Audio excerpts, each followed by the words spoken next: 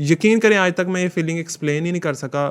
مجھے ایسا لگتا ہے کسی نے پکڑ کے موڑ دیا اس طرف. میں مڑ گیا, میں نے ایسے دیکھا ہے وہ مؤذن اکیلے ہی تھے اندر. ورلڈ کپ تھا نا, وہ میں انڈیا میں جا کے کھیلا. ٹھیک. شعیب ملک کا کون سا دور تھا, ثانیہ مرزا سے پہلے والا یا بعد والا؟ ثانیہ مرزا ان سے پہلے والا ہی ہے. بزنس مین کے بیٹے ہیں, لیٹرین صاف کرنے تک کی جاب کر ڈالی آپ نے.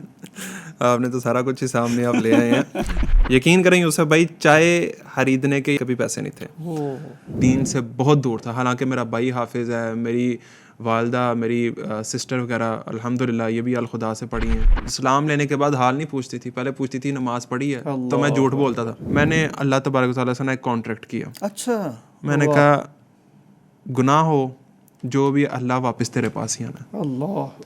جیو میں بھی رہا ہوں, تو اس دوران میں نے جو بھی بندہ آتا تھا ادھر تو میں ان سے ٹائم لے لیتا تھا. صحافی تو سارے تھے, اور جیو کی طرف سے پرائم منسٹر کا بھی اس ٹائم میں نے انٹرویو وغیرہ. کوئی چوٹ ایسی بچائی نہیں جو آپ کو لگائی نہ ہو, اور کوئی سبق ایسا نہیں جو آپ کو دیا نہ ہو. یہ اللہ تبارک و تعالیٰ کی رحمت تھی. گنیا یورپ کی سامنے تھی آپ کی. بالکل ایک وہ ساری زندگی, اور اب آپ ٹوپی لے کے داڑھی رکھ کے. یہ ٹوپی ایسے نہیں پہنی. پچھلی زندگی بہتر تھی, اب والی بہتر؟ اب والی تو آف کورس بہت بہت بہتر ہے الحمدللہ. اس میں بہت ساری چیزیں ایسی ہیں جو شاید میری فیملی بھی پہلی دفعہ سنے گی.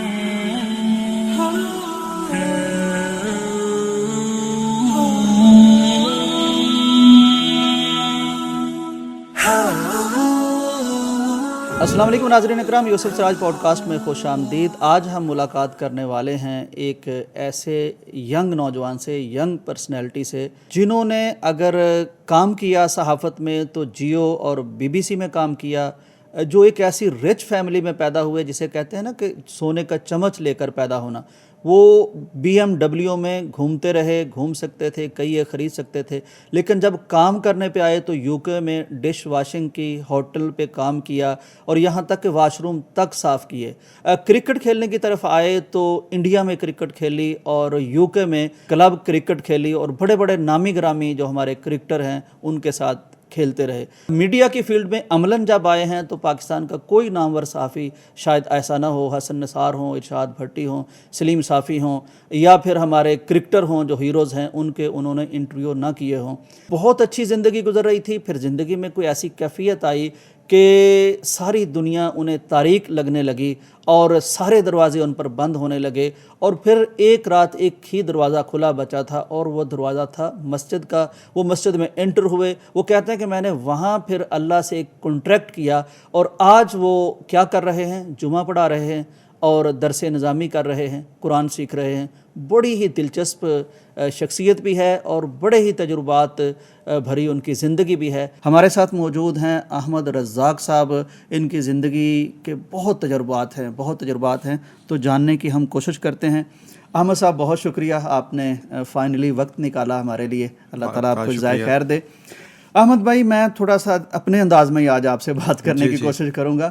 میں سب سے پہلے یہ جاننا چاہتا ہوں کہ آپ پاکستان سے بھاری رقم ادا کر کے بزنس پڑھنے کے لیے چلے گئے. آپ کینٹربری کالج میں جاتے ہیں.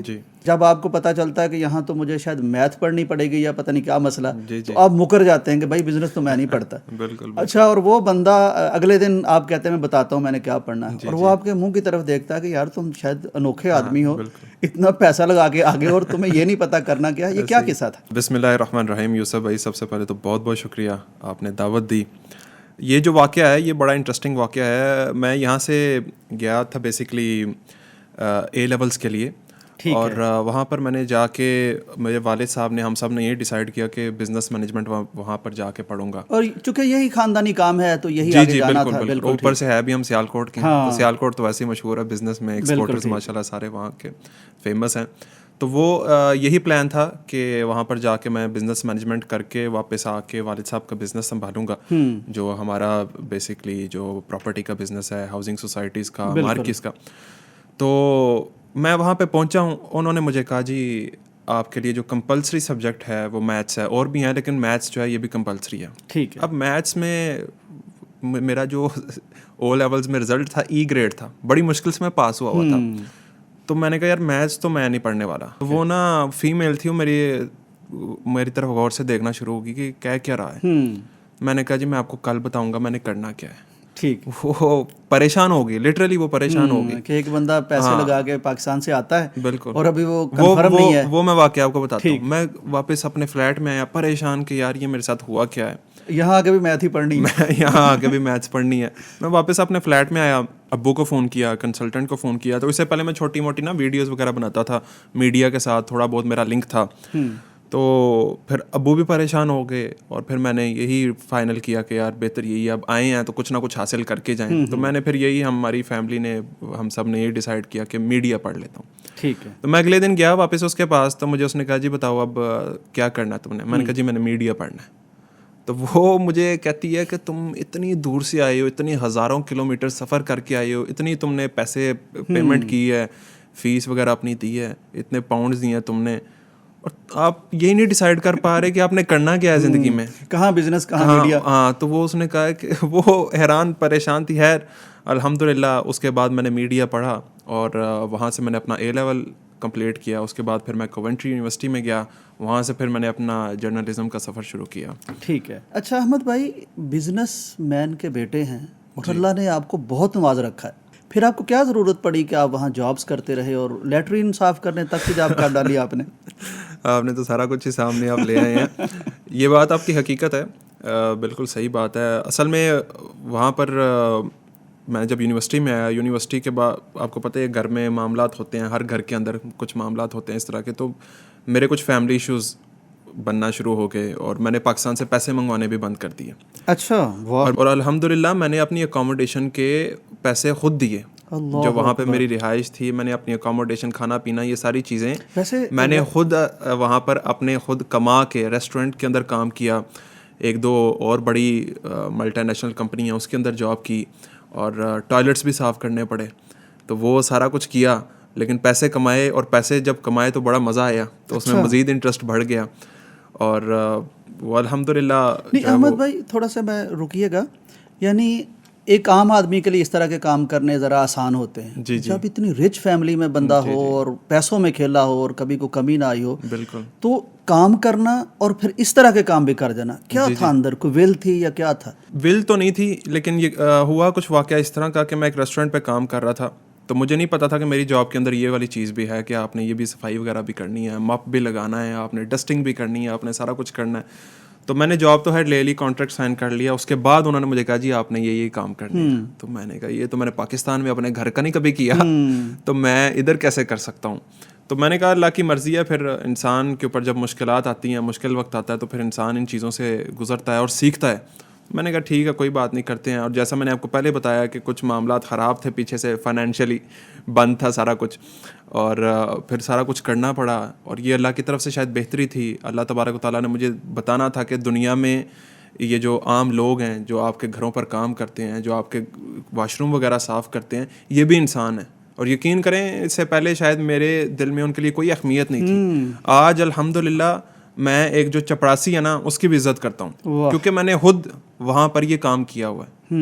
تو اللہ تبارک و تعالیٰ نے بس اس چیز سے گزارنا تھا, شاید مجھے انسان بنانا تھا, اور اس ملک نے بھی مجھے انسان بنانا تھا.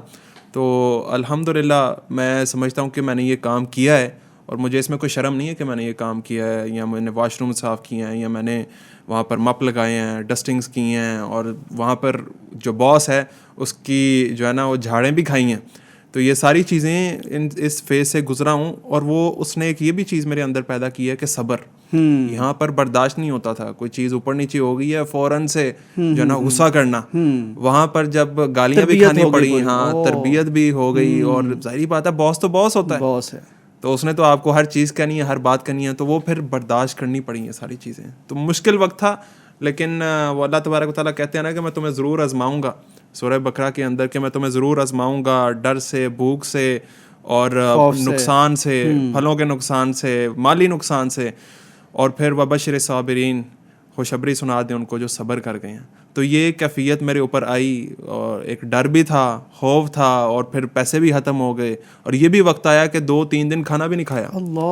مجھے یاد ہے میری نا یونیورسٹی کے اندر یہ ایک کیفے تھا, تو میں اس کے پاس گیا, مجھے یاد ہے پینیز میں اکٹھی کر کے نا میں نے اس کو دیے کہ مجھے نا وہ ایک مفن میں کھاتا تھا, مجھے بڑا پسند تھا, تو میں نے اسے کہا کہ مجھے مفن دے دو. تو ساتھ چائے, یقین کریں گے اسے بھائی چائے خریدنے کے یا کافی خریدنے کے بھی پیسے نہیں تھے.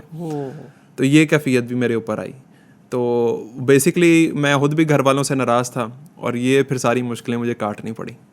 لیکن کمال ہو گیا, مطلب اسٹرانگ ہو گئے بہت آپ, اور آپ کو انسانیت کی اور ایک دنیا کی آپ دیکھیں نا اللہ کے نبی صلی اللہ علیہ وسلم اور اس کے علاوہ جتنے بھی انبیاء ہیں, وہ ان کی جو مشکلیں ہیں, یہ ہماری مشکلیں تو کچھ بھی نہیں ہیں. جتنی مشکلیں جو ہے وہ جتنے مشکل مقامات سے وہ گزرے ہیں, پھر بھی آپ صلی اللہ علیہ وسلم صبر کا پہاڑ بن کر کھڑے رہے ان سارے معاملات کے آگے. اور اصل میں احمد بھائی, یعنی آپ نے نبی صلی اللہ علیہ وسلم کی یا انبیاء کی بات کی, میں سمجھتا ہوں کہ جس کو اللہ نے بڑی شخصیت بنانا ہو نا, اسے چھوٹے کام اللہ ضرور کرواتا ہے. ایسے ہی یعنی بکریاں چرانا, اپنے خود اپنے کام چھوٹے چھوٹے کرنا, تو آپ تو مطلب ایک طرف دیکھیں تو یہ آپ کر ہی نہیں سکتے تھے, تو اللہ نے ایسے حالات پیدا کیے کہ آپ یہ بھی کریں. پاکستان کے اندر یو کے جانے سے پہلے جو لائف تھی, مطلب ایک وہ لگژری لائف تھی, شاہانہ لائف تھی, جدھر جانا سیکیورٹی یہ وہ ڈالے شالے یہ ساری چیزیں ساتھ ساتھ چل رہی ہوتی تھیں. تو وہ جو ہے وہ ادھر بھی جب کچھ لوگوں کو پتہ چلا کہ یہ فلاں فلاں فیملی سے بلانگ کرتا ہے, تو ان کے لیے بھی بڑا شاکنگ تھا. آج بھی میرے پاس میسیجز پڑے ہوئے ہیں میرے باس کے, کہتا ہے مجھے پتہ نہیں تھا تمہارا, میں نے تمہیں بہت کچھ کہہ دیا ہے تو مجھے اب پتہ چلا ہے. تو میں وہ آج بھی میرے سے معذرت کرتا ہے, لیکن میں اسے کہتا ہوں یار میں نے آپ سے بہت کچھ سیکھا ہے.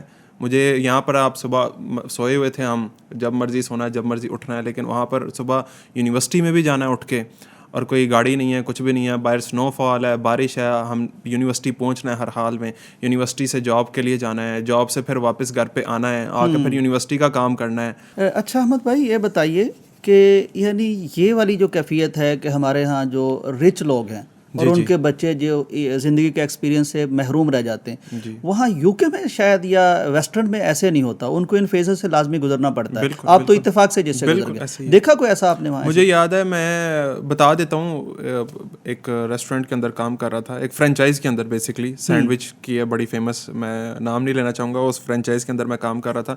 تو ایک BMW آتی ہے, وہ آ کر کھڑی ہوتی ہے, اور اس میں سے ایک بچہ باہر نکلتا ہے اور اس کو وہ لے کر آتا ہے اندر, اس کا والد, اور وہ کہتا ہے جی اس کو جاب دیں. اچھا. اور ہمیں بعد میں پتہ چلا کہ وہ کوونٹری کا ملینئر آدمی ہے. اچھا. ملین میں بلکہ بلینئر آدمی ہے. وہ کہہ رہا ہے اس کو نا یہاں پہ اس کو جاب دیں. ٹھیک. تو وہ اس نے ہمارے ساتھ جاب کرنی شروع کی, اور وہ بھی ان فیزز سے گزرا, اور پھر اس سے بھی بڑا کچھ سیکھنے کو ملا. اس نے کہا 18 سال کے بعد ہم نے اپنے بل بوتے پہ خود ہی سب کچھ کرنا ہوتا ہے. جو وہ ہمارا باپ ہے نا, وہ سپورٹ نہیں کرتا, ہماری فیملی کی طرف سے سپورٹ نہیں آتی. After 18 we have to do everything on our own. تو اس سے بھی بڑا کچھ سیکھنے کو ملا. تو یہ واقعی آپ کی بات جو ہے وہ درست ہے. پاکستان کے اندر یہ ہے کہ ایک بندہ کمانے والا ہے, آگے 10 لوگ کھانے والے ہیں, وہاں اس کا نقصان ہوتا ہے, اس کا نقصان ہوتا ہے, اس کی ایبلٹیز بالکل کام میں نہیں آتی. اور جو کمانے والا ہے وہ اس کے اوپر وہ پھر جو برڈن بہت بڑھتا جاتا ہے. بالکل. اور جو بیٹھے ہوئے ہیں کھانے والے, ان کا صرف کام ہے کہ سوچنا, انہوں نے ان کا کام ہے صرف سوچنا. اس کے اندر بھی وہ غلطیاں نکالتے ہیں جو پیسے بھیجنے والا ہے. تو وہاں پر ایسا نہیں ہے. وہاں پر وہ کہتے ہیں کہ بھائی جو بینکس ہیں یا ان کے جو بھی آرگنائزیشنز ہیں, وہ بچوں کو لون دیتی ہیں کہ آپ خود ہی اپنا بزنس سٹارٹ کریں. اسی لیے آپ دیکھیں وہ دنیا, وہ بچے, وہ سارے ہم سے آگے گزر گئے ہوئے ہیں. ان کا ایجوکیشن کا سسٹم, ان کا فیملی سسٹم تھوڑا ڈفرینٹ ہے, لیکن میں سمجھتا ہوں کہ نوجوانوں کے اوپر ایسا پیریڈ آنا چاہیے کہ جہاں پر انہیں خود فیلڈ کے اندر نکلنا چاہیے اور خود اپنے بل بوتے پر سب کچھ کرنا چاہیے. احمد بھائی, یہ جو آپ کے اندر ٹیلنٹ تھا, کرکٹ کا ٹیلنٹ, جی جی جی, یہ تو پاکستان سے ہی تھا, اور آپ انڈیا تک پہنچے میچ کھیلنے کے لیے. وہاں بھی آپ پیڈ میچ کھیلتے رہے, یعنی کلبز وغیرہ میں. تو یہ کام پھر آپ نے کیوں کیا؟ کرکٹ کب بروئے کار لائے آپ؟ کرکٹ کا بچپن سے ہی شوق تھا, بلکہ اسے بھی ایک واقعہ بڑا مزے کا منسلک ہے. زندگی واقعات سے بھری ہوئی ہے. میں اسکول سے بھاگ گیا, کرکٹ کھیل رہا تھا, تو تقریباً میں 2 ماہ اسکول ہی نہیں گیا. یہ او لیولس کی بات ہے, اور گھر والوں کو پتہ نہیں. اور میں کیمپ میں تھا, انڈر 19 کے کیمپ میں تھا. اور گھر والوں کو پتا تھا کہ نہیں, گھر والوں کو نہیں تھا پتا. گھر والوں کو پتہ ہی نہیں تھا. تو میں مطلب گھر والوں کو یہی پتا تھا اسکول جاتا ہے, تو گھر سے یونیفارم پہن کے جانا ہے اور گاڑی میں کٹ رکھی ہونی, اور گراؤنڈ میں جا کے کپڑے چینج کرنا. اکیلا تھا, گاڑی ابو نے دے دی ہوئی تھی کہ یار خود ہی, تو وہ میں خود ہی چلا جاتا تھا. وہ 2 ماہ میں اسکول نہیں گیا. اور وہ ہوا یہ کہ وہ جو ہماری پرنسپل تھی نا, وہ اللہ کی کرنی آپ دیکھیں, وہ انہوں نے نا اپنا گھر وہ ڈھونڈ رہی تھی وہاں پہ, وہ کسی اور شہر سے تھیں تو وہ گھر ڈھونڈ رہی تھی, وہ سیدھا ہماری سوسائٹی کے اندر ہی آ گئی. اور وہ سوسائٹی کے اندر آ کے نا وہ انہوں نے نا ابو سے ملاقات ہو گئی ان کی, تو انہوں نے کہا جی میں فلاں فلاں اسکول سے ہوں, تو انہوں نے کہا جی ماشاء اللہ میرا بیٹا بھی وہاں پہ پڑھتا ہے. وہ نہیں آتا. انہوں نے کہا کہ اچھا میں پتہ کروں گی, مجھے تو نہیں پتا, میں نہیں ہوں. وہ دوبارہ ان کی کوئی ہفتے بعد ملاقات ہوئی, بلکہ پرنسپل نے ابو کو بلایا کہ آپ اسکول آئیں. وہ ابو اسکول آئے اور انہوں نے کہا کہ جی بچہ تو آپ کا آ ہی نہیں رہا, پچھلے 2 مہینے سے اٹینڈنس ہی نہیں ہے, کیمریز میں بھی ہم دیکھ رہے ہیں وہ تو بچہ اسکول آ ہی نہیں رہا. ابو نے مجھے فون کیا اسکول میں بیٹھے ہوئے, کہتے ہیں کدھر ہو؟ میں نے جھوٹ بولا, میں نے کہا اسکول میں ہی ہوں. تو کہتے ہیں اچھا کون سی, ہاں کہتے ہیں کون سی کلاس میں ہو؟ مجھے سمجھ آ گئی. میں نے کہا کام خراب ہو گیا, میں نے اپنا نمبر بند کیا. وہ اللہ کا شکر ہے اس دن جو ہے نا وہ گراؤنڈ پاس ہی تھی اسکول کے. میں آیا بھاگتا ہوا اسکول میں آیا اور آ گیا سیدھا, مجھے ابو نے کہا پرنسپل کے آفس میں آؤ. میں سیدھا پرنسپل کے آفس میں چلا گیا, ٹیچرس کو بلا لیا اور وہ سارا جو بھی معاملہ ہوا. بہرحال ابو نے نا مجھے کہا یار آج سے بعد تم نے اسکول نہیں جانا. غصے میں آ گئے. ہاں ابو نے مجھے پکڑا, بلکہ مجھے یاد ہے اس دن بلکہ ساری فیملی گاڑی میں بیٹھی ہوئی تھی, تو پاسپورٹ کے لیے نا ہم جا رہے تھے پکچرز وغیرہ کے لیے. تو میری جو پاسپورٹ پہ ابھی بھی فوٹو ہے نا وہ بڑے عجیب سا میرا چہرہ بنا ہوا ہے. وہ یادگار اس وقت کی. بالکل بالکل ایسے ہی ہے, کیونکہ کافی زیادہ کلاس لگی ہوئی تھی. تو وہ واپسی پہ نا ابو نے مجھے اپنی چیئر پہ بٹھایا, آفس آئے اور آفس میں آ کے نا ہاؤسنگ سوسائٹی کے اندر ابو نے کہا بیٹا ادھر بیٹھنا, آج سے بعد پڑھائی کا نام نہ لینا. اور ابو نے مجھے اسکول سے مطلب ابو نے کہا اسکول نہیں جانا آج سے بعد. وہ میں بڑا پریشان ہوا کہ یار یہ تو معاملہ کافی خراب ہو گیا ہے. اور کرکٹ چھوٹ گئی اس لیے پریشان تھے کہ اسکول چھوٹ گیا؟ دونوں. وہ خیر وہ ان شارٹ یہ کہ میں نے پرائیویٹ جو ہے نا ایگزام دیے او لیولس کے, اور الحمد للہ میں وہاں پھر میں نے پڑھا صحیح 2-3 ماہ میں نے صحیح پڑھا. اور میں پھر دل پہ چوٹ لگ گئی کوئی ہے, دل پہ چوٹ, کیا سمجھتے ہیں کہ پڑھے گا ہی نہیں. ہاں تو وہ بہرحال میں نے او لیولز اپنا کلیئر کیا. اچھا اس کا بھی نہیں پتا تھا گھر والوں کو کہ آپ پڑھ رہے ہیں اب؟ جی یہ بھی نہیں تھا پتا, یہ ابو کو بھی نہیں تھا پتا کہ یہ پڑھ رہا ہے. ظاہری بات ہے ابو نے بٹھا دیا وہاں پہ, اور میں کس منہ سے کہتا کہ میں نے پڑھنا ہے, اور کہتے ہیں نا رنگے ہاتھوں پکڑ لیا مجھے. تو وہ انہوں نے پکڑ لیا, ایک بچہ 2 مہینے سے اسکول ہی نہیں جا رہا, تو وہ اس کا تو مقصد پھر ایم کچھ اور ہوگا نا. تو وہ بہرحال وہ میں نے پرائیویٹ جو ہے نا وہ اپنے جو ایڈمیشن وغیرہ بھیجا سارے ایگزامس کا, اور ایگزام میں نے کلیئر کیے الحمد للہ. اور ابو نے جب دیکھا تو وہ بڑے خوش ہوئے. تو پھر میں نے اس کے بعد ان کو بولا کہ مجھے نا آپ باہر جانے دیں, UK جانے دیں, اور وہاں پر جا کے میں اپنا اے لیولس کروں گا, گریجویشن وہاں پہ کروں گا. تو یہ سارا معاملہ تھا. اب پھر آپ UK پہنچے جہاں سے ہم سٹارٹ کر رہے تھے. جی بالکل ایسے ہی. اچھا کرکٹ کی طرف آ جائیے پھر. ہاں کرکٹ پھر یہ ہوا, مجھے یاد ہے UK میں چلا گیا, لیکن ظاہری بات ہے کہ آن اینڈ آف کرکٹ وغیرہ کھیل ہی رہا تھا. اس سے پہلے انڈر-19 کا جو اسکولز ورلڈ کپ تھا نا وہ میں انڈیا میں جا کے کھیلا. تو انڈیا میں جا کے کھیلا میں, وہ الحمد للہ وہاں پہ بھی میری پرفارمنس ٹھیک رہی. وہ علیحدہ بات ہے ہم انڈیا سے ہار گئے تو وہ کوئی اچھا امیج نہیں بنا ہماری ٹیم کا وہاں پہ. آج کل کافی اچھا بنا ہے, آج کل ہم کچھ اور جیت جنگ میں تو الحمد للہ ہم ویسے جیت جائیں گے ان سے انشاءاللہ. لیکن وہ کرکٹ میں تھوڑا ٹف ہے, ان کا جو کرکٹ اسٹرکچر ہے وہ ہم سے بہت بہتر ہے. ایسے ہی ہم باتیں کرتے ہیں, لیکن یقین کریں ان کا کرکٹ اسٹرکچر ہم سے بہت بہتر ہے, بہت آگے ہیں ہم سے, اسی لیے وہ ان کی کرکٹ ہم سے بہت بہتر ہے. تو وہاں پہ میں نے انڈر-19 کھیلی اور واپس آیا. پھر UAE کے اندر بھی میں نے کرکٹ کھیلی, اور پھر جب انگلینڈ چلا گیا. اچھا اس دوران ایک اور چیز کیا یہ ہوئی کہ میں نا نیٹس میں بالنگ کر رہا تھا کیمپ کے اندر شعیب ملک کو. سیالکوٹ کی ٹیم کا کیمپ لگا ہوا تھا, تو رائٹ نی جو ہے نا اس کے اندر منسکل ٹیئر آ گیا. گیند لگ گئی تھی؟ نہیں بال کرتے ہوئے میرا نی ٹوسٹ ہو گیا. اچھا وہ جگہ گیلی تھی, بارش ہوئی ہوئی تھی, لیکن میں پوری جان سے بالنگ کر رہا تھا. پاؤں تھوڑا شعیب ملک کو کر رہے تھے؟ ہاں جی شعیب ملک کو بالنگ کر رہا تھا, تو میرا نی کا ہی مسئلہ آ گیا. اس کے بعد شعیب بھائی نے بڑی ہیلپ کی اس کو ریہیب کے لیے اور سرجری وغیرہ کے لیے. لیکن اس کے بعد آپ دیکھیں پھر میں UK چلا گیا. یہ شعیب ملک کا کون سا دور تھا, ثانیہ مرزا سے پہلے والا یا بعد والا؟ ثانیہ مرزا ان سے پہلے والا ہی. جی تو وہ میں پھر UK چلا گیا.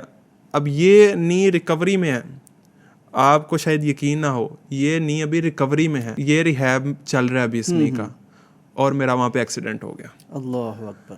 میں کالج سے واپس آ رہا تھا, سائیکل رکھی ہوئی تھی, اور سائیکل پہ آ رہا تھا, اور وہ تھوڑا نا کیونکہ گاڑی کی اب ضرورت نہیں تھی, کٹ تو ساتھ میں لے جا رہے تھے. بالکل.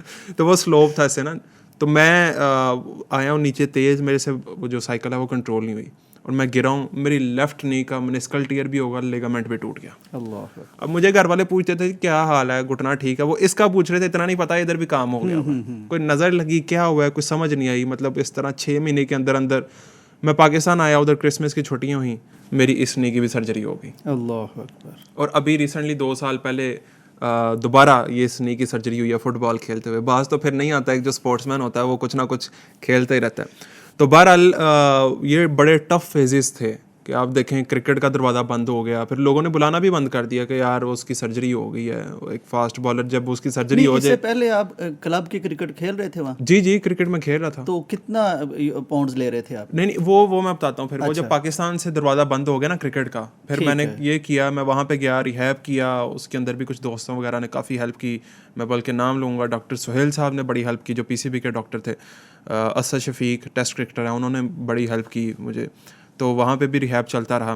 تو وہ خیر میں ریکوری کر گیا, لیکن وہ چیز نہیں تھی جیسی اوریجنل ہوتی ہے جو اللہ تبارک و تعالیٰ نے بنائی ہوئی ہے. کوئی شک نہیں. وہ پھر وہاں پر جا کے کرکٹ کھیلنا شروع کی.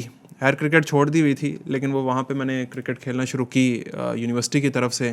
اور پھر وہاں پہ لائکنگ میری کافی زیادہ بڑھ گئی. کس میں اچھے تھے آپ, بالنگ یا batting? Bowling, left arm fast bowler. اچھا, زبردست. تو ماشاءاللہ ہائٹ بھی آپ کی ہے تو کافی ایج مل جاتا ہے. تو وہ وہاں پہ میں نے کرکٹ کھیلنی شروع کی. وہ پھر آہستہ آہستہ جو ہے نا وہ 1-2 سال میں اپنے اسٹیٹس میں نے بنائے. تو پھر میرا کانٹریکٹ ہو گیا, وہاں پہ میں پریمیئر لیگ کھیلتا رہا. تو پچھلے 5 سال میں نے پروفیشنل کرکٹ کھیلی. اور اس دوران ایک چھوٹا سا واقعہ آپ کو بتاؤں. میں واپس مجھے کرکٹ سے کتنے پیسے کمائے ہوں گے آپ نے؟ کرکٹ سے کافی پیسے کمائے ہیں. اچھا. ہاں جی, کافی اچھا ایسا گزارا ہو جاتا تھا. گزارا نہیں مطلب اچھا, کرکٹ کے پیسوں سے میں نے گاڑی بھی وہاں پہ لی بعد میں جا کے. ہاں جی, گاڑی بھی خریدی, گھر اپنا فلیٹ وغیرہ ہر چیز میں وہاں پہ. کرکٹ نے مجھے پھر یہ کم از کم فائدہ دیا کہ زندگی آسان ہو گئی. تو اس دوران نا مجھے ایک فرینچائز کی کال آتی ہے کہ آپ پاکستان آئیں. میں پاکستان آتا ہوں. گجرانوالا کے اندر ٹرائل تھے, مجھے انہوں نے بلایا کہ جی آپ نا کرکٹ کے. ہاں جی, انہوں نے مجھے کہا جی آپ نا یہاں پہ آپ ٹرائلز کے لیے نہ آئیں. تو 1-2 کوچز مجھے جانتے تھے. میں الحمدللہ میں ریکور کر گیا تھا. دوبارہ میں اپنی وہ اس ردم میں آ گیا ہوا تھا. ظاہری بات ہے اس ردم میں آیا تھا تو مجھے ادھر بھی کانٹریکٹ ملا ہوا تھا نا. بالکل کھیل رہے تھے آپ. تو ادھر آ کے میں نے بالنگ کی, میری ایوریج اسپیڈ آئی 135. اچھا. 135 آئی. تو میں نے ان کو کہا یار میری 135 کی پیس ہے, مجھے اب آپ سلیکٹ کریں اس میں. ہاں جی. انہوں نے کہا جی ہم 150 والا بالر ڈھونڈ رہے ہیں. میں نے کہا 150 والا بالر ہوتا آپ کے پاس تھوڑی ہوتا, وہ تو پاکستان کے لیے کھیل رہا تھا. وہ ایک ہی ایکسیپشنل کیس تھا, حارث رؤف. تو باقی جو ہے وہ 150 والا بیچارہ وہ ادھر تھوڑی آئے گا, ٹرائلوں پر تھوڑی آئے گا. تو ایوریج پیس 135 والے کو بھی اگر اس ٹائم بھی شاید مجھے موقع مل جاتا, اگر اس ٹائم بھی یہ مجھے کوئی فرینچائز اٹھا لیتی تو شاید معاملات تھوڑے بہتر ہوتے. آج شاید میں کرکٹ کے اندر آپ کو نظر آتا, لیکن میں سمجھتا ہوں کہ اللہ کی بہتری ہے اس میں کہ مجھے انہوں نے سلیکٹ ہی نہیں کیا. اور یقین کریں ان ٹرائلوں پہ پھر آپ جمعہ نہ پڑھا رہے ہوتے, پھر آج آپ کی داڑھی نہ ہوتی, بالکل پھر آپ قرآن نہ سیکھ رہے ہوتے, پھر آپ درس نظامی نہ کر رہے ہوتے. ایسے ہی بالکل آپ کی بات صحیح ہے. دیکھیں کتنے دروازے بند ہو رہے ہیں اس طرف لانے کے. پہلے بزنس مینجمنٹ کا دروازہ بند ہو رہا ہے, میتھس جو تھا وہ اس سبجیکٹ کی وجہ سے سارا معاملہ شروع ہوا. تو اللہ تبارک و تعالیٰ مجھے اس طرف لے کر آ رہے تھے. نی کی سرجری ہونا, پھر 6 مہینے بعد دوسرا گھٹنا بھی ٹوٹ گیا, اس کی بھی سرجری ہوئی. کرکٹ کا دروازہ بند, ادھر کرکٹ کھیلنی شروع کی. اس سے پھر اللہ نے وہ وقتی طور پہ نا مجھے ریلیف مل گیا. بالکل ریلیف مل گیا, لیکن وہ وقتی طور پہ تھا. میں نے اس کو پھر زیادہ ہی سیریس پھر لے لیا, واپس آ کے ادھر بھی ٹرائل وغیرہ پھر میں نے دیے. تو وہ بیسکلی یہ جو دروازے بند ہو رہے تھے نا, الحمدللہ وہ مجھے بیسکلی اس طرف لے کر آ رہے تھے, پتہ نہیں تھا. اور یہ ساری کیفیت جو ہے وہ ڈپریشن کے اندر بھی لے گئی. تو یہ بڑی لمبی سٹوری ہے بہرحال. اچھا, ڈپریشن میں آپ اس لیے آئے کہ اتنے دروازے بند ہوتے جا رہے ہیں؟ بالکل. میں یہاں سے ٹرائل دے کے گیا, واپس گیا. میرا اس دوران نا جرنلزم بھی ختم ہو گیا. اب میں وہاں پہ جرنلزم ختم ہو گیا سے مراد آپ کی؟ میں نے اپنی ڈگری مکمل کر لی. ٹھیک ہے. اس کے بعد مجھے اب UK نا اس ٹائم انہوں نے نکالا تھا PSW, 2 سال کا یہ ویزا دیتے تھے کہ بچہ 2 سال یہاں پہ رہے, اس کو کوئی جاب مل جاتی ہے تو وہ اس کا کوئی کانٹریکٹ ہو جائے. تو ویسے پہلے یہی تھا کہ گریجویشن آپ کی ختم ہوئی ہے, آپ نے فوراً پاکستان چلے جانا. لیکن UK نے یہ نئی پالیسی نکالی کہ آپ 2 سال ایکسٹرا رہ سکتے ہیں. ٹھیک ہے. تو میرا پھر اس کا فائدہ یہ ہوا کہ میں کرکٹ بھی کھیل رہا تھا ساتھ ساتھ. تو میں نے کہا چلو کوئی جاب بھی ڈھونڈ لیتا ہوں. تو BBC میں جاب شروع کی, BBC ریڈیو میں. اور وہاں اردو سیکشن میں نہیں انگلش سیکشن. جی. اچھا, وہیں کے لیے. جی بالکل. تو ادھر تو میرا نہیں خیال کہ اردو میں کوئی ہوگا. ادھر مینچسٹر کے اندر یہ ایک آفس ہے چھوٹا سا جہاں سے اردو کی جو ان کی سروسز جاری ہوتی ہیں. تو وہ مجھے الحمدللہ جاب مل گئی اور وہ جاب سٹارٹ کر دی اور پھر معاملہ تھوڑے بہتر ہونا شروع ہو گئے. اچھا بی بی سی میں آپ کی بیٹ کیا تھی, یعنی کس شعبے یا کس سیکشن؟ میں بیسکلی سمجھ لیں کانٹینٹ رائٹر تھا. اچھا جی. تو وہ کانٹینٹ رائٹر اور یہ ایڈیٹنگ میں بھی تھا, میں تھوڑا بہت ایڈیٹنگ وغیرہ بھی کر لیتا, لیکن مینلی جو میں نے کرنا تھا وہ کانٹینٹ رائٹر تھا. میں وہاں پہ کرکٹ سے متعلق تھا یا کوئی ویدر سے متعلق تھا؟ نہیں, نیوز سے متعلق. جی ٹھیک ہے, کرنٹ افیئر. بالکل کرنٹ افیئرس کے حوالے سے. تو وہ میں نے جب وہاں پر میری جاب میں لگ گئی, اچھا خاصا وہاں سے بھی پیسے آنا شروع ہو گئے, کرکٹ سے بھی پیسے آ رہے. اب وہ اس دوران نا مجھے پاکستان سے ایک چینل ہے, وہ کال کرتے ہیں کہ آپ ہمارے پاس آ جائیں. میں نام لے دوں؟ جیو لے لیں ہم جیو نیوز کے اندر میری جاب آ گئی اور میں نے کہا جیو آپ کو پتہ لیڈنگ چینل ہے لیڈنگ پاکستان کا چینل نیوز میں. بالکل. میں نے کہا یار بی بی سی کو میں نے ترک کیا, میں نے کہا چھوڑیں بس چلتے ہیں جی واپس ملک چلتے ہیں. میں پاکستان آیا, جاب سٹارٹ کی اور اس دوران وہی جو میں نے آپ کو پہلے بات کہی کہ فیملی ایشوز چل رہے تھے اور میں نے پھر یہاں سے تنگ آ کے نا میں نے یہاں سے بھی ریزائن دیا, میں واپس پھر یو کے چلا گیا. ٹھیک. اب میں واپس یو کے گیا, مجھے یہ تھا یار کم از کم میں وہاں پہ کرکٹ بھی کھیل رہا ہوں, وہاں پہ میں مطلب سکون میں ہوں, مجھے ٹینشن کوئی نہیں ہے. میں وہاں پہ گیا ہوں, وہاں پہ جانے کے بعد وہاں پہنچا ہوں, انہوں نے کہا جی آپ کی تو جگہ اب کسی اور نے لے لیا. اچھا. میں جاب ڈھونڈتا رہا, کسی ریڈیو میں مل جائے, کسی چینل میں مل جائے, اور مطلب میں اچھا خاصا کانٹینٹ رائٹر تھا, ظاہری بات ہے بی بی سی میں ہوں اور میری سی وی بڑی تگڑی تھی, کسی نے بھی نہیں رکھا. میں پریشان, میں نے کہا یار یہ میرے ساتھ چل کیا رہا ہے. وہ اچھا واپس ادھر فون کیا پاکستان, انہوں نے کہا جی نہیں. ادھر تب پاکستان کے جو میڈیا ہے اس کے اوپر جو ہے نا کافی کرائسس تھے, ڈاؤن سائزنگ ہر چینل کر رہا تھا, لوگوں کو نکال رہا تھا. تو وہ میں نے ان کو فون کیا, انہوں نے کہا ہم تو بندوں کو نکال رہے تو رکھیں گے کہاں سے. وہ میں یہ ساری کیفیت, اور پھر اچھا مزے کی چیز اس سال نا کانٹریکٹ بھی نہیں ہوا. یوسف بھائی مزے کی چیز اس سال کانٹریکٹ بھی نہیں ہوا کرکٹ کا. اچھا. میں مزید کیونکہ کووڈ آ گیا, کووڈ آ گیا یہ اس دور کی بات ہے, تو وہ میں مزید پریشان. نہیں میں صرف ایک بات جاننا چاہ رہا ہوں کہ آپ کو اتنی پریشانی نہیں تھی نا, گھر سے سپورٹ تو ملتی تھی, پھر کیوں آپ چاہ رہے تھے کہ جاب ہی ملے اور ڈپریشن میں آپ جا رہے تھے؟ اس دوران گھر سے سپورٹ نہیں تھی. اچھا یہ وہ لو فیز. جی اس دوران گھر سے سپورٹ نہیں تھی, اسی لیے تو میں واپس آیا نا. میں کبھی ادھر, کبھی پاکستان, کبھی یو کے, کبھی پاکستان, کبھی یو کے, یہی میرے بنا رہا تھا اللہ وہ چکر میں لگا رہا ہوں. تو میں بہرحال بڑی اس دوران نا ڈپریشن اسٹیج میں چلا گیا, اور بڑی سیریس ڈپریشن اسٹیج میں یوسف بھائی, یہاں تک کہ مجھے سوسائڈل تھاٹس آئے. اللہ اکبر. میں کیونکہ نماز میں نہیں تھا پڑھتا, نماز وغیرہ بالکل دور تھا, میں دین سے بہت دور تھا. حالانکہ میرا بھائی حافظ ہے, میری والدہ, میری سسٹر وغیرہ الحمدللہ یہ بھی الخدا سے پڑھی ہیں اور پردہ کرتی ہیں. میرے والد صاحب آپ جانتے ہیں ماشاءاللہ, وہ بھی دین کا کام کر رہے ہیں, کوئی شک نہیں. تو میں ایک انوکھا کیس تھا بیچ میں سے. اچھا کیوں ہوا ایک دینی فیملی میں ایک بندہ نماز سے دور ہے, دین سے دور ہے, کیسے ہوا یہ؟ بس شاید میں اب کیا اس میں کہوں, نہیں مطلب کوئی آپ اگر اس کو سوچیں تو کوئی کسی کے کام آ سکتی ہے نا چیز, کہ کیا چیز تھی کہ جس کی وجہ سے آپ ایک منفرد ہوتے گئے؟ منفرد اس وجہ سے, ایک تو جو میں نے آپ کو بتایا نا کہ کرکٹ کے ساتھ منسلک تھا, گھر سے دور, کرکٹ ہی کھیلتے رہتے تھے, کبھی کسی شہر میں, کبھی کہیں ہیں, کبھی گجرانوالا ہیں, کبھی لاہور ہیں, کبھی پنڈی میں ہیں. تو وہ کرکٹ نے انڈر-16 انڈر-19 میں بزی رکھا, تو گھر سے دور ہو گیا. پھر اس کے بعد گھر میں سمجھ لیں رات کو صرف سونا ہی جاتا تھا, اور اس کے بعد یو کے آ گیا, تو مزید گھر سے جو ہے نا وہ کنیکشن ختم ہو گیا. جو حالانکہ امی سلام لینے کے بعد حال نہیں پوچھتی تھی, پہلے پوچھتی تھی نماز پڑھی ہے, تو میں جھوٹ بولتا تھا ہاں جی پڑھ لی ہے, حالانکہ ان کو بھی پتا ہوتا تھا کہ اس نے نہیں پڑھی, لیکن جرت نہیں کر پاتے تھے. ہاں وہ میں کہتا تھا جی پڑھ لی ہے. کیوں؟ وہ اس وجہ سے کہ جی بحث ہونی ہے, اب میں کیا جواب دوں گا, اور اللہ معاف کرے اب مجھے یاد آتا ہے, استغفر اللہ, مجھے تھا کہ لیکچر جب ملیں گے کہ جناب یہ نماز نہیں پڑھی, اور پھر انہوں نے ناراض ہو جانا, تو میں جھوٹ بول دیتا تھا, ہاں جی پڑھی ہے, نماز پڑھی ہے. تو وہ اس کے بعد پھر پوچھتے تھے کیا حال ہے, کیا معاملات چل رہے ہیں. تو یہ ایک کیفیت تھی. تو وہ میں نے وہی جو آپ کو پہلے بات کہی ہے نا کہ سارے دروازے بند ہو رہے تھے مجھے اس طرف لانے کے لیے. اچھا اب ڈپریشن میں چلے گئے جی, اب پھر دین کی طرف کیسے آتے ہیں؟ دین کی طرف اس طرح سے آیا کہ میں ماہر نفسیات کے پاس بھی وہاں پر گیا, اور اس نے مجھے پھر کہا کہ اوور تھنکنگ. اچھا یہ اچھا ہوا احمد کہ آپ نا یعنی مطلب سینسیبل اس حد تک رہے, ورنہ بندہ ڈینائل فیز میں چلا جاتا ہے کہ میں ماہر نفسیات کے پاس بھی نہیں جاؤں گا, میں علاج بھی نہیں کراؤں گا. یہ اللہ کا کرم ہوا کہ آپ اس کو فیل بھی کر رہے تھے, بالکل بالکل, مجھے سدھارنے کی کوشش بھی کر رہے تھے. بالکل ایسے ہی ہے. میں وہ یوسف بھائی اس میں پھر میں ایک وہ گیا ماہر نفسیات کے پاس, تو اس نے مجھے کہا کہ اوور تھنکنگ مت کرو. اس نے کچھ مجھے ڈرلز وغیرہ بتائیں کہ آپ یہ کریں. وہاں کا گورا تھا یا کوئی پاکستانی؟ گورا تھا. جی. تو میڈیٹیشنز وغیرہ اس نے مجھے بتائیں کہ یہ آپ کریں. میں نے اسے بتایا کہ میں بہت زیادہ پریشان ہوں. وہ خیر اس سے بھی کوئی اتنا فرق نہیں پڑا. اس سے کوئی اتنا فرق نہیں پڑا. اس پہ عمل کیا جو اس نے مجھے ڈرلز بتائیں, لیکن میں اسے کہوں گا کہ 5-7% 10% فرق پڑا ہوگا. لیکن وہ ایک وقتی طور پہ میں سمجھ لیں کچھ گھنٹوں کے لیے ریلیکس ہو جاتا تھا. اس کے بعد پھر میں جو ہے وہ دوبارہ مائنڈ میں وہی چیزیں آنی ہیں. اور خیر میں نے اس کے پاس بھی جانا چھوڑ دیا. تو ایک دن بس بہت ہی ایکسٹریم پہ پیک پہ چلا گیا معاملہ. میں نکلا ہوں گھر سے اور واک کرتا چلتا جا رہا ہوں. واک کر رہا ہوں. کس سٹی میں تھے وہاں آپ اس وقت؟ کوینٹری میں. اچھا. رات کے 3 بجے ہوئے تھے اور میں واک کر رہا ہوں. کبھی ادھر جا رہا ہوں, کبھی ادھر جا رہا ہوں. اللہ راستہ کیسے دکھاتا ہے. کبھی مسجد میں گیا ہی نہیں تھا وہاں پہ. سامنے ایک مسجد آ گئی.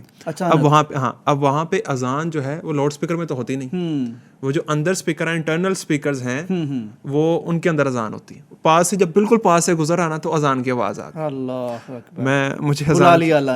مجھے اذان کی آواز آئی. یقین کریں آج تک میں یہ فیلنگ ایکسپلین ہی نہیں کر سکا. مجھے ایسا لگتا کسی نے پکڑ کے موڑ دیا اس طرف. میں مڑ گیا, میں نے ایسے دیکھا ہے وہ مؤذن اکیلے ہی تھے اندر, اکیلے اذان دے رہے ہیں. میں اندر چلا گیا اور کیونکہ پریشان تھا. یہ یو کے کی پوری زندگی میں پہلی دفعہ مسجد میں انٹر ہو رہے ہیں؟ نہیں, جمعہ وغیرہ پڑھنے کے لیے جاتے تھے, لیکن نماز کبھی فجر کی نماز نہیں پڑھی تھی. اور صرف جمعہ وغیرہ جو ہم ایک مسلمانوں کے اندر یہ چیز ہے نا کہ شاید ہم جمعہ پڑھیں گے یا صرف عید کی نماز جو ہے یہ پڑھ لیں گے تو ہم مسلمان ہی رہیں گے. تو وہی کیفیت تھی میری بھی. خیر میں اندر گیا, میں نے جا کے وضو وغیرہ کیا, فجر کی نماز پڑھی اس دن. یقین کریں بہت سکون ملا. بیٹھا رہا میں, کافی دیر بیٹھا رہا میں وہاں پر مسجد کے اندر بیٹھا رہا.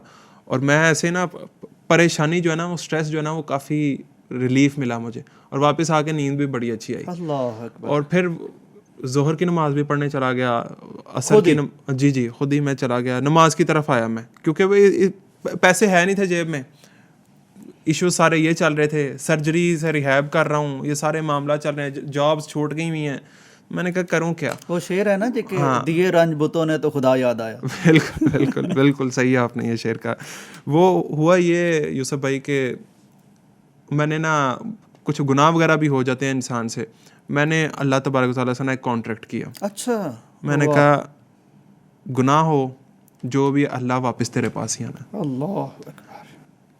جتنا مرضی بڑا گناہ ہو, جو مرضی ہو, واپس تیرے در پہ ہی آنا. آگے نماز میں نے پڑھنی. مسجد میں بیٹھ کے سوچ رہے تھے؟ مسجد میں بیٹھ کے سوچ رہا ہوں. کانٹریکٹ کیا ہے, باقاعدہ کانٹریکٹ کیا اللہ کے ساتھ کہ اللہ واپس تیرے پاس ہی آنا, جو مرضی ہو جائے, اور کہیں نہیں جانا. گناہ ہو جاتے ہیں یہ ساری چیزیں, وہ بس اللہ کی طرف سے شاید دل کے اندر یہ چیزیں آ رہی تھیں. وہ دن تھا کہ میں یہ دین کی طرف آنا شروع ہوا. میں نے دین پڑھنا شروع کیا. اور ایک پہلے نماز کی پابندی کر لی. ہاں جی, پہلے نماز تو الحمدللہ وہ تو کانٹیکٹ کر لیا اللہ سے.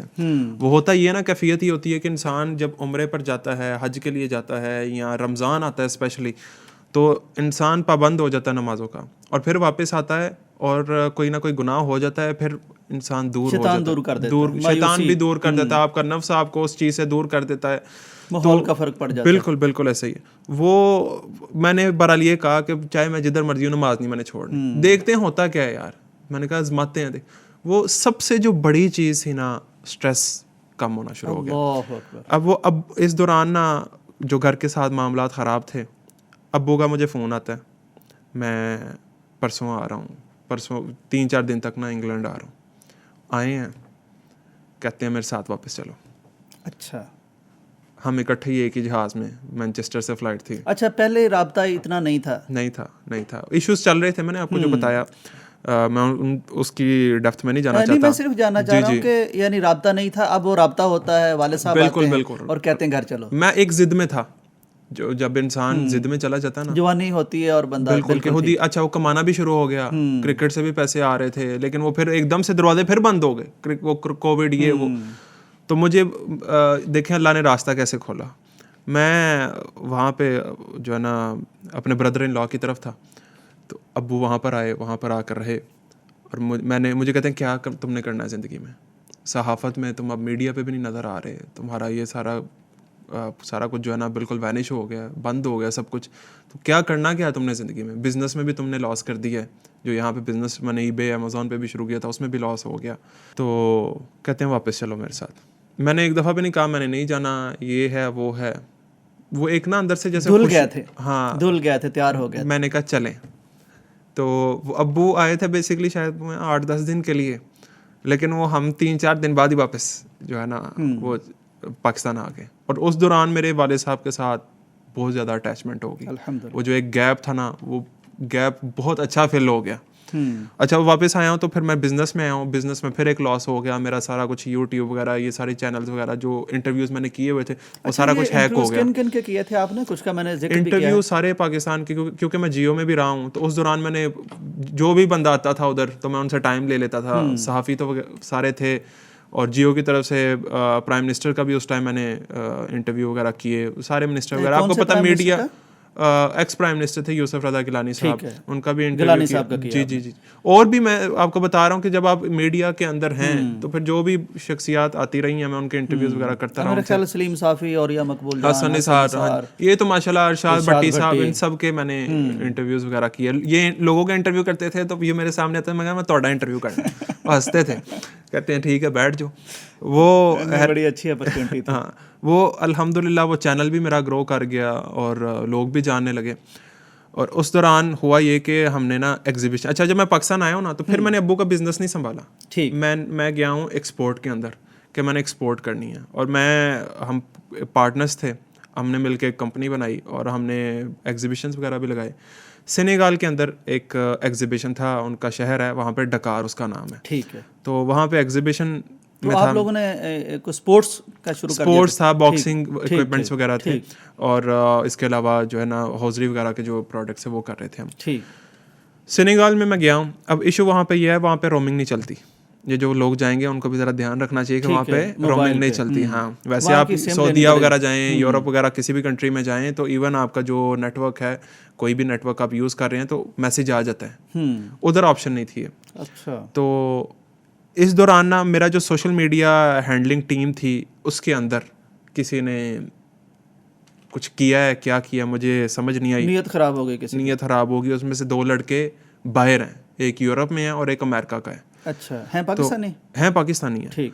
وہ میرے اکاؤنٹ میں کچھ پیسے بھی تھے یوٹیوب کی طرف سے جو مجھے ارننگ جنریٹ ہوئی بھی تھی وہ بھی تھی, اور وہ سارا 2 اسٹیپ ویریفیکیشن ہوتی ہے وہ سارا کچھ انہیں کے ہاتھ میں تھا. میرا کام تھا ولاگز وغیرہ, ان کو انٹرویوز وغیرہ, بس ٹیکنیکل سارا کام ان کے پاس ہے. میرے پاس اگر کوئی چیز تھی نا تو فیس بک تھی, اور وہ پیج آج بھی بچا ہوا ہے, صرف وہی پیج بچا. انہوں نے سارا کچھ ہیک کیا, چینل کا نام چینج کر دیا, کوئی کارٹون کا کوئی چینل بنا دیا, پتہ نہیں کیا کیا. سب سے اچھا میرے سے جو ایک بہت بڑا بلنڈر ہوا میڈیا پڑھنے کے بعد بھی, وہ یہ کہ میں نے ڈیٹا کا بیک اپ نہیں رکھا ہوا. اچھا, بس لگا دیا وہاں, لگا دیا ہوا. میں نے کہا یہی ڈیٹا ہے, یہی بیک اپ ہے, سارا کچھ ہے. یوٹیوب کے اوپر سارے جتنے انٹرویوز تھے سارے کے سارے. یہ بڑا اچھا سبق آپ دے رہے ہیں نوجوانوں کے لیے نا, کہ اگر کوئی اس طرح ویلاگ کر رہا ہے یا ڈیجیٹل میڈیا میں کام کر رہا ہے تو اپنا بیک اپ الگ سے بھی رکھے. اب رکھا ہے میں نے. وہ سارے کا سارا جو ہے نا یوسف بھائی جتنے انٹرویوز تھے اس نے سارے ڈیلیٹ کیے. میں جیسے جیسے تھوڑی سی تلخی ہوئی تھی اس کے ساتھ, بس وہ میں نے ریفریش کروں ایک ایک کر کے انٹرویو جا رہا, اور میرے دل کو مجھے لگا کہ ابھی کچھ ہو جانا ہے. ایک اتنی محنت کے ساتھ ہم یہ پوڈ کاسٹ کر رہے ہیں, میں بھی سیالکوٹ سے آیا ہوں, آپ نے بھی یہ وقت نکالا ہے, تو اس میں اب یہ ایک ویوز بھی لے جائیے, جو سب سے بڑی چیز ہے, ویوز بھی آ جائیں, اور وہ بعد میں ڈیلیٹ کر دیجیے, اس کا بیک اپ بھی کوئی نہ ہاتھ سے نکل رہا ہو سامنے. مجھے یقین کریں کوئی اٹیک نہیں ہوا صرف اس ٹائم, الحمدللہ. میں کیونکہ آپ کو یہ وہی سمجھ سکتے ہیں جو جنہوں نے یہ محنت کی ہوئی ہے. بالکل. تو وہ سارا کچھ ختم, سارا کچھ فینش. احمد بھائی میں کئی دفعہ سوچتا ہوں کہ دیکھنے والوں کو اندازہ نہیں ہے ڈیجیٹل میڈیا کا نا, جی لیکن یہ کسان کی طرح جیسے وہ زمین نرم کرتے ہیں, بالکل نشو و نما کرتے ہیں, ایک ایک پل دیکھتے ہیں, تب جا کے کوئی چینل گرو کرتا ہے. بالکل. بلکہ آپ کے یہاں پر بھی آ کے میرا خیال ہے میں نے انٹرویوز وغیرہ کی, مطلب بھرا پڑا تھا میرا یوٹیوب چینل, لیکن وہ اس نے سارا کچھ جناب اس پہ اسے ڈیلیٹ کیا, پیسے بھی نکال لیے اکاؤنٹ سے, اور میں نہاتا. اچھا, اللہ تبارک و تعالیٰ نے نا مجھے لگتا ہے چھوٹی سی عمر میں کوئی چوٹ ایسی بچائی نہیں جو آپ کو لگائی نہ ہو, اور کوئی سبق ایسا نہیں جو آپ کو دیا نہ ہو. نہیں, میں یہ نہیں کہوں گا کہ چوٹ, یہ اللہ تبارک و تعالیٰ کی رحمت تھی. جو یہ چوٹیں, یہ کوئی چوٹیں نہیں ہیں, یہ چھوٹی چھوٹی, یہ میں کہوں گا یہ سوئی بھی نہیں ہے. لیکن آپ کہہ رہے ہیں نا آپ اس وقت کیا بیتتی تھی. اس وقت تو ظاہری بات ہے, وہ تو پھر وہ آیت جو ہے نا وہ مجھے اب آ کر اس آیت پہ اور پکا یقین ہو گیا. آپ یقین کریں کہ دنیا کا چاہے کوئی بلینئر ہے, سب سے امیر آدمی بھی ہے نا, وہ بھی یہ جو ہم نے سورہ بقرہ کی آیت جو شروع میں ڈسکس کیا تھا 155 والا, نبلونکم بشیء من الخوف والجوع ونقص من الاموال والانفس والثمرات, ساتھ کہ میں تمہیں ضرور ان چیزوں سے گزاروں گا. آپ دیکھیں دنیا کا سب سے امیر ترین آدمی بھی ہے نا, اس کے گھر بھی اس کے والدین کوئی نہ کوئی فوت تو ہوگا نا, تو وہ اس کے اوپر یہ آٹومیٹیکلی جانی نقصان آٹومیٹیکلی یہ آیت اپلائی ہو جاتی ہے. اور دنیا کے جتنے امیر آدمی ہیں انہوں نے بہت بہت بڑا لاس بھی کیا ہوا ہے, مالی نقصان ہو گیا, بالکل مالی نقصان ہو گیا. تو یہ اللہ تبارک و تعالیٰ نے اس چیز کے اندر سے تمام انسانوں کو, چاہے مسلمان ہے چاہے وہ نان مسلم ہے, اس چیز کے اندر سے اللہ تبارک و تعالیٰ نے یعنی یہ خلاصہ ہے زندگی کا, گزارنا آپ کو. لیکن اگر آپ, اور اللہ تبارک و تعالیٰ گزارتے ہیں تگڑا کرنے کے لیے انسان کو. واہ, تو وہ الحمدللہ ان چیزوں سے گزرنے کے بعد اب آ کے میں تگڑا بھی ہو گیا. اب کوئی مسئلہ بھی آتا ہے بزنس میں بھی, کوئی لاس ہو جائے, کوئی اور بھی معاملہ ہو جائے, تو یقین کریں یہ چیزیں دیکھی ہوئی ہیں آپ, تو بالکل اب اپنے اوپر نا ایک کنٹرول رہتا ہے. الحمدللہ, زبردست. تو احمد بھائی اب آپ کیا کر رہے ہیں؟ اب آپ جمعہ پڑھا رہے ہیں, کیسے پڑھاتے ہیں, کتنے مطمئن ہیں؟ آپ یو کے میں تھے, آپ کرکٹ کھیلتے تھے, آپ نے جرنلزم کی, اور آپ نے رنگینیاں یورپ کی سامنے ہی تھی آپ کی, ایک وہ ساری زندگی, اور اب آپ ٹوپی لے کے داڑھی رکھ کے یہ ٹوپی ایسے نہیں پہنی ہوئی, یہ سنت سمجھ کے پہنی ہوئی ہے. بالکل. اچھا, کئی مولوی یا کئی ینگ ہمارے نوجوان سمجھ رہے ہوں گے کہ ہم کہیں اور جائیں, آپ وہاں سے واپس آئے ہیں. اچھا, اس ممبر پر بیٹھ کر, ان صفوں پر بیٹھ کر آپ کیا سمجھتے ہیں کہ پچھلی زندگی بہتر تھی, اب والی بہتر؟ اب والی تو آف کورس بہت بہت بہتر ہے الحمدللہ. ظاہری بات ہے, وہ تو اندھیروں میں سے میں روشنی کی طرف آیا ہوں الحمدللہ, ڈپریشن میں سے روشنی کی طرف آیا ہوں. وہ جمعے کا جو آپ نے بات کی, وہ مجھے یاد ہے, میں جب واپس آیا نا پاکستان, تو ابو نے مجھے کہا کہ یار تو جمعہ پڑھا. میں نے کہا میں شیو تھی میری, میں نے کہا میں کیسے جمعہ پڑھاؤں, کیونکہ والد صاحب نے کافی ہاؤسنگ سوسائٹی میں نا مسجدیں بھی بنائی ہوئی. بالکل ایسے ہی ہے. تو وہ ابو نے مجھے کہا یار تم جمعہ پڑھاؤ, لوگ کم ہوتے ہیں, تم یار شروع کرو. میں نے کہا نہیں, یہ میڈیا کے اوپر نا ری ٹیک ہو جاتی ہے, ادھر ہم سے کوئی ایرر ہوگا. جمعے کے اندر کوئی ری ٹیک نہیں ہے, بڑا سینسٹیو یہ معاملہ ہے, اور دین کے اوپر مجھے اتنی گرپ بھی کوئی نہیں ہے. نہ میں نے کبھی قرآن ترجمے سے پڑھا ہے, ناظرہ پڑھا ہوا ہے بس, لیکن ترجمے سے کبھی قرآن نہیں پڑھا. میں کیسے جمعہ پڑھا دوں؟ وہ ابو کے ساتھ نا اس بات کے اوپر کافی تلخی ہو گئی. میں نے کہا جی میں نے تو نہیں پڑھانا. یعنی وہ بھی ڈٹرمن تھے. جی انہوں نے کہا پڑھانا ہے. انہوں نے کہا تم نے اتنے بڑے انٹرویوز کر لیے ہیں یار, جمعہ پڑھانا کون سا مسئلہ ہے اس میں؟ تو پھر وہ انہوں نے کہا وہ تو پھر بندہ سامنے سے بول سکتا ہے, تو خطبے کے اندر تو کوئی بولے گا بھی نہیں, تو تم جمعہ پڑھاؤ. وہ ابو میرے سے ناراض ہو گئے. میں نے کہا یار یہ اب میں ان کو اب کیسے مناؤں؟ خیر میں نے, ویسے میں سوچ رہا ہوں کہ دونوں باپ بیٹے ماشاءاللہ کمال کی نا, اپنی اپنی لائن پر ڈٹ جانے والے. بالکل نہیں, وہ پھر ابو کے ساتھ پہلے ہی, اب الحمدللہ کافی زیادہ اب تو ہماری دوستی ہے الحمدللہ. تو وہ دوستی والی ناراضگی تھی. میں یار آپ پتہ نہیں کیا, میں جمعہ پڑھاؤں, شیو ہے, میں نے مطلب اب صرف نمازیں میں پڑھتا ہوں, ٹھیک ہے اس طرف آ گیا ہوں, کانٹریکٹ ابھی اتنا ہی کیا ہے, اتنا ہی کانٹریکٹ کیا ہے, تو اس سے زیادہ میں نہیں. اور میں نے پڑھا بھی کچھ نہیں ہوا. میں نے کہا خطیب ایک درس نظامی کرتا ہے, کچھ حافظ بھی ہیں بیچ میں, 8 سال لگاتے ہیں, اس کے بعد جا کے ممبر رسول جو ہے وہ نصیب ہوتا ہے ان کو, اور وہ بھی کئیوں کو ہوتا ہے, کئیوں کا نہیں ہوتا. تو میرے ذہن میں یہ بھی آیا کہ شاید اللہ تبارک و تعالیٰ اپرچونیٹی دے رہے ہیں. میں نے ابو کو راضی کرنے کے لیے میں نے وہ خطبہ جمعہ تیار کیا. پہلا جمعہ میں نے پڑھایا, ہاتھ پاؤں ٹھنڈے, وہ کہتے ہیں نا کانپے ٹانگ رہی تھی, اور ٹانگیں کانپ رہی تھی. اور مجھے یاد ہے کیا تھا اس وقت, موضوع تھا صبر کے اوپر. ٹھیک ہے, تو وہ یہ شاید آپ اپنے لیے کر رہے تھے. ہاں جی. وہ ہوا یہ کہ اچھا ابو بھی نہیں آئے وہ خطبے میں نا, کیونکہ ابو کا بھی ایک الگ پریشر ہونا تھا. اچھا ہوا, تو میں نے ان کو کہا کہ آپ بھی نہ آئیے گا. خیر وہ جب ممبر پہ جا کے بیٹھا, منہ سوکھ رہا ہے, گلا سوکھ رہا ہے, کچھ سمجھ نہیں آ رہی کہ اب کروں کیا. لیکن حالانکہ یہ وہ شخص ہے جس نے بڑے بڑے لوگوں کا انٹرویوز وغیرہ کیے ہوتے, لیکن ممبر رسول کا جو پریشر ہے نا, تقدس ہے, اپنا روب ہے, بالکل روب ہے, اور اس کا جو پریشر ہے کہ ادھر غلطی ہوگی ادھر تو ری ٹیک بھی کوئی نہیں ہے. اور بڑا سینس, کئی جو ایشوز ہیں بڑے سینسٹیو ہیں, وہ آپ نے جو بات کہہ دی ہے وہ آپ کی زبان سے نکل گئی ہے, کیمرے میں لوگ دین سمجھ رہے ہیں, ادھر ریٹرن ہو سکتی ہے, ادھر ریٹرن کوئی نہیں ہے. بالکل صحیح. تو وہ خیر پہلا جمعہ پڑھایا میں نے, اور اس کے بعد پھر وہ آخر تک پہنچ گئے تھے یا جلدی موعد ختم ہو گیا تھا؟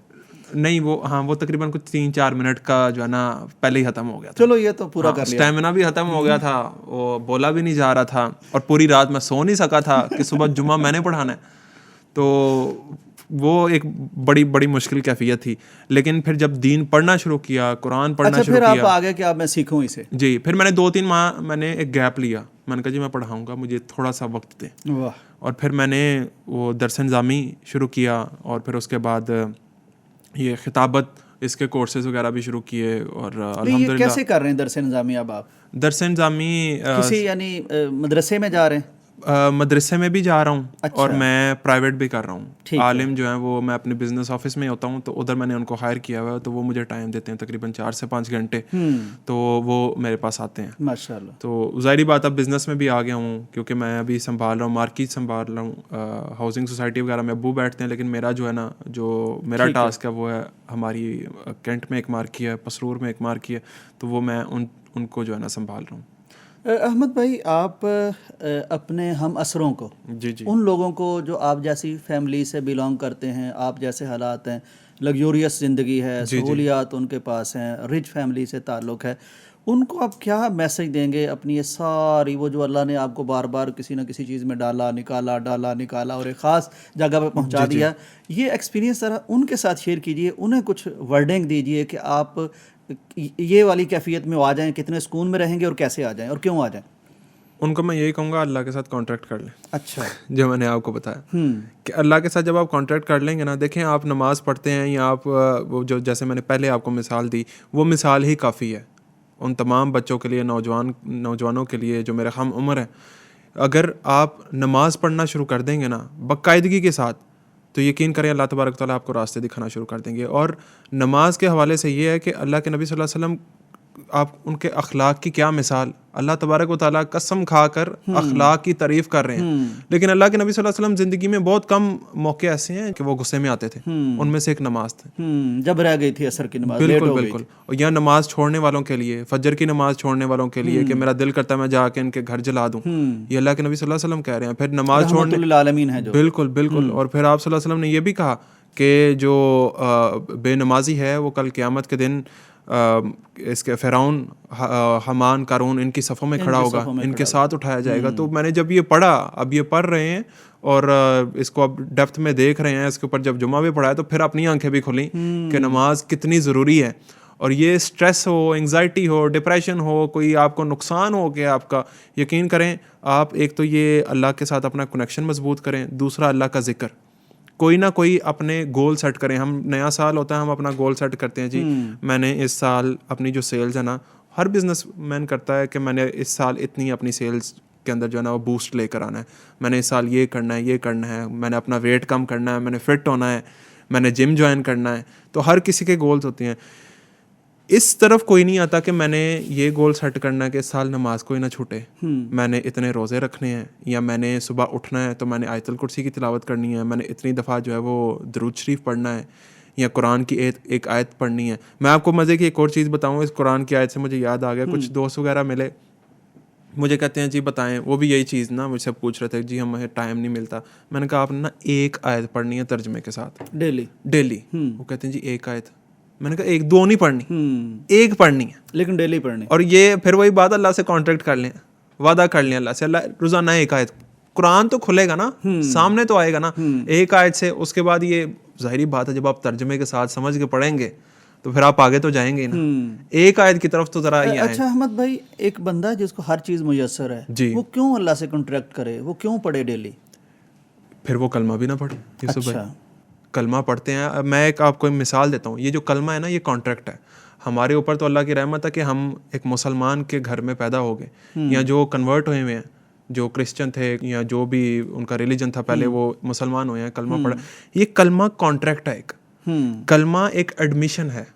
اب آپ اپنے بچے کا جا کے ایڈمیشن کرواتے ہیں اسکول کے اندر, آپ اس ایڈمیشن فارم کے اوپر سائن وغیرہ کرتے ہیں, اس کے بعد آپ پورا سال فیسیں دیتے ہیں, تو بچہ اسکول جائے کوئی نہ, بچہ اسکول نہیں جا رہا. اور آپ اینڈ آف دا ایئر اس کی ٹرم ختم ہوتی ہیں تو کتنے مارکس آئیں گے اس کے؟ ظاہر کچھ بھی نہیں, 0. تو یہ اسی طرح اب وہ جو والد ہے وہ چلا جائے اسکول والوں کے پاس جائے اور جا کے کہے جی یہ کیا ہے, جی آپ نے, میں نے پورے سال فیسیں پے کی ہیں, یہ دیکھیں ایڈمیشن فارم ہے.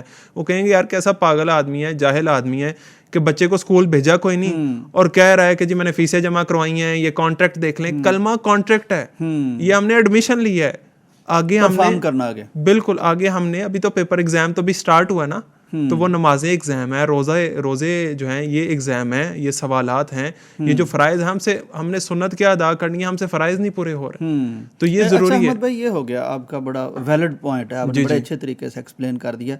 یہ تو ہو گیا کہ آپ نے اگر کلمہ پڑھا ہے تو پھر یہ کرنا ہی ہوگا. جی جیسے باقی دنیا میں آپ کوئی اگر ایگریمنٹ کر لیتے ہیں, کوئی کانٹریکٹ کر لیتے ہیں, تو وہ کرنا ہی ہوتا ہے, پھر ہی آپ کو اچیومنٹس ملتی ہیں.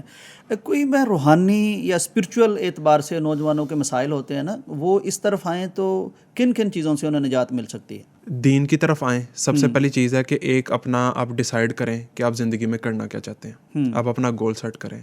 یہ جو ایج ہے نا یہ بڑی خطرناک ہے, 18 سے لے کے 30 کے درمیان. اس درمیان بندہ اسکول یونیورسٹی کے اندر اپنے, جیسے میں نے آپ کو شروع میں کہا, سبجیکٹس چینج ہو رہے ہوتے ہیں, کنفیوژن کا بندہ شکار ہوتا ہے, میں نے کرنا کیا ہے, میں کس فیلڈ میں جاؤں, ناکامیاں ہوتی ہیں, بزنس میں لاس ہوتا ہے, پھر آپ نے اس دوران شاید فیملی سے بھی آپ علیحدہ ہو جائیں, آپ کی شادی بھی ہونی ہے.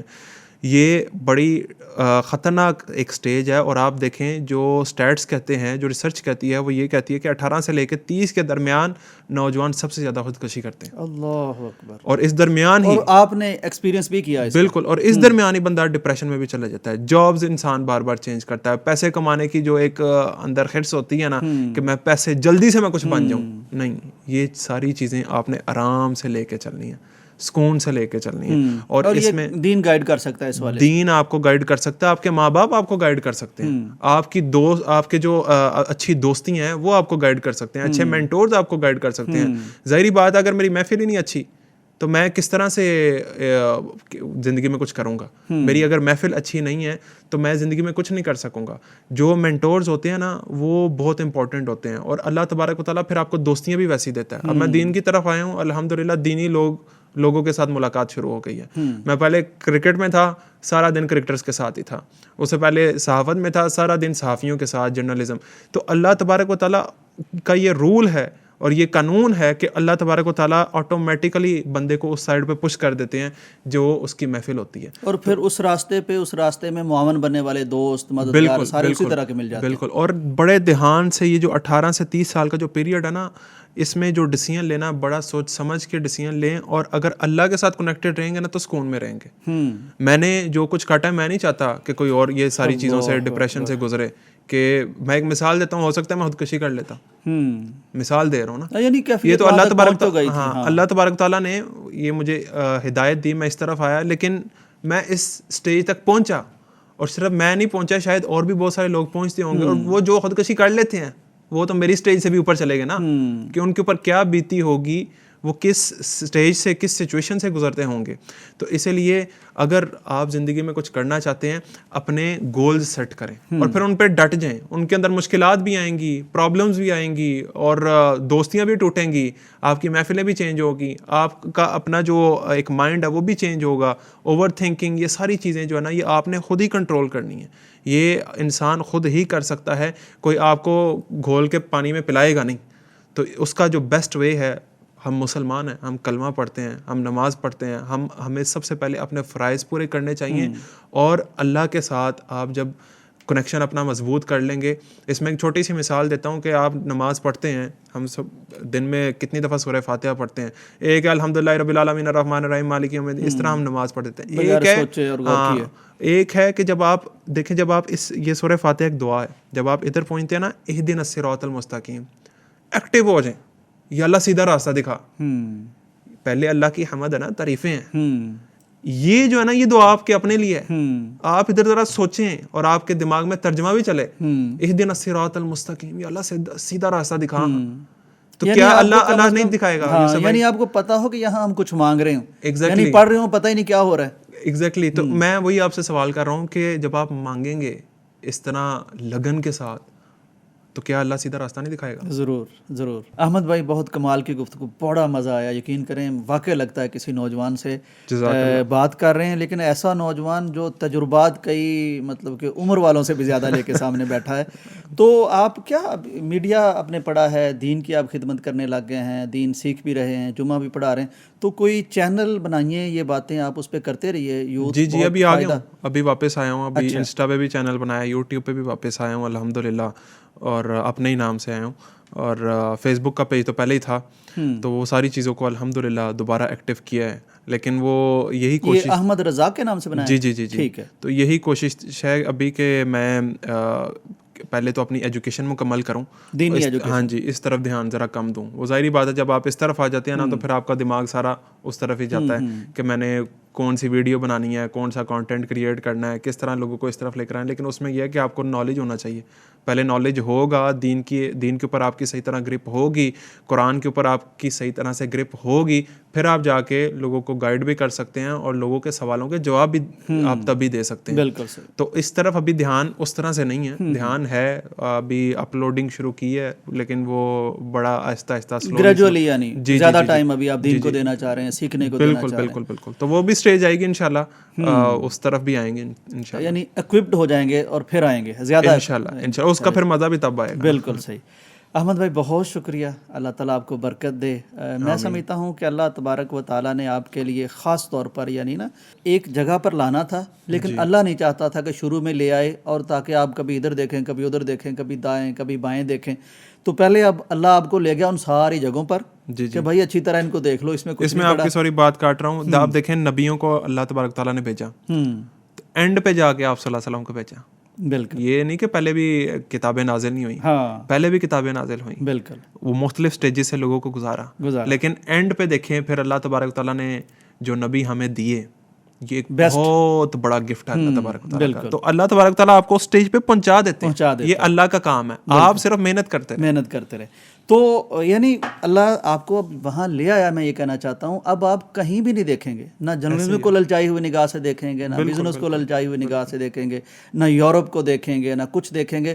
یعنی اتنا فوکسڈ اور یکسو آپ کو کر دیا ہے. اللہ آپ سے کام لے, اللہ تعالیٰ آپ کو اپنی راہ میں قبول فرمائے اور دین کا آپ کام کریں. خاص طور پر میری خواہش ہوگی کہ یوتھ کو آپ انسپائر کریں اور اپنے تجربات کی روشنی میں انہیں اس طرف لے کے آئیں, کیونکہ یوتھ میں کام کرنے کی بہت ضرورت ہے. اور خاص طور پر احمد بھائی اس طرح زمانہ تیزی سے بدلا ہے کہ کچھ مسائل یوتھ کے ایسے ہیں جو شاید ہمارے علماء اس طرح نہیں سمجھتے, کیونکہ ایک اگلی ایج تک چلے گئے. ان کے مسائل اور ہیں, ایشوز اور ہیں, سوچیں اور ہیں, ان کے گیجٹس اور ہیں.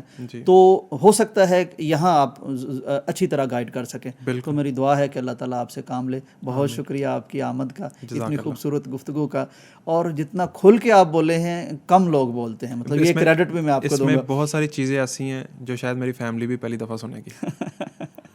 چلیں جی, اس کے لیے آپ نے بہت شکریہ جی, بہت شکریہ. ناظرین, یہ تھا آج کا پوڈ کاسٹ. کوئی میں زیادہ بات یہاں نہیں کرنا چاہتا, کیونکہ آپ نے دیکھ ہی لیا کہ اللہ تبارک و تعالیٰ جب کسی کو چاہتا ہے کسی جگہ تک پہنچانا تو اللہ پھر پہنچا دیتا ہے, خواہ وہ جہاں بھی چلا جائے. اور یہاں آخری بات میں یہ کرنا چاہتا ہوں کہ اللہ جس سے محبت کرتا ہے, اللہ جس سے بھلائی کا ارادہ کرتا ہے, جس کو نوازنا چاہتا ہے, لوگ بھی نواز رہے ہوتے ہیں, والدین بھی نواز رہے ہوتے ہیں, لیکن اللہ جس کو نوازنا چاہتا ہے اس کو پھر دین کی سمجھ عطا کرتا ہے. تو یہ بلیسڈ نوجوان ہمارے سامنے ہیں. اگر آپ بھی بلیسڈ بننا چاہتے ہیں تو آپ بھی دین کی طرف آئیے. پھر میں کہہ سکوں گا, آپ بھی کہہ سکیں گے, اللہ ہمارے ساتھ خیر کا ارادہ فرما رہا ہے, ہمیں بہتر دے رہا ہے. تو اللہ کرے کہ کسی کے دل میں یہ بات اتر جائے. اجازت دیجیے, اللہ حافظ.